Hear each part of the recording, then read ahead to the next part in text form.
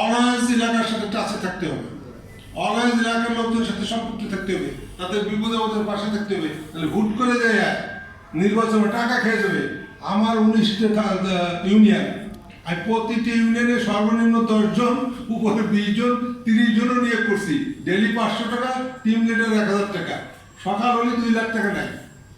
কিন্তু যে লোকটা সবচেয়ে হাসির বিষয়, আমি রাগ করে বলতেছি আমি আর যেতে চাই না।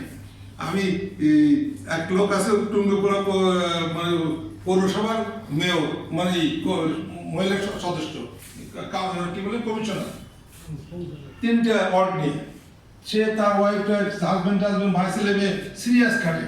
হ্যাঁ, ডেলি তাতে আমি 14,000 টাকা দিই, আর হলো 4,000 টাকা হলো মাইকিং, 4,500, 20,000 টাকা আর কি। লাস্টে ভোট দিতে পারে শুনলেন, সেন্টারও যায়নি। ওই যে বললো না আমাকে, এটা মিঠু যে 2 ভোট, হ্যাঁ, টাকা দেয় না দেয়।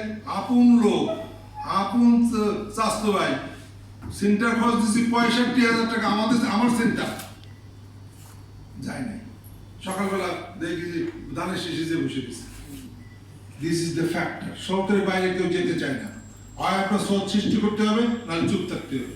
এখন হ্যাঁ, আন্দোলন ছাড়া দল গঠন শক্তিশালী হয় না, এটা আমি রনির সাথে একমত। আন্দোলন করতে হবে, সেই আন্দোলনটা পজিটিভ হতে হবে। এখন সুযোগ আছে।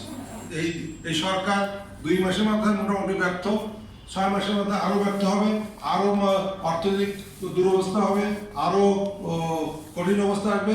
সেই সময় সবাইকে নামতে হবে। এই আহ্বান জানাচ্ছি, সবাইকে ধন্যবাদ। আমাদের প্রেসিডিয়াম সদস্য ভিতরে এখনো অনেকে বক্তৃতা দিতে বাকি আছে, তবে তাদেরকে অনুরোধ করবো আপনারা শুধু সুনির্দিষ্ট প্রস্তাবটা রাখবেন। আর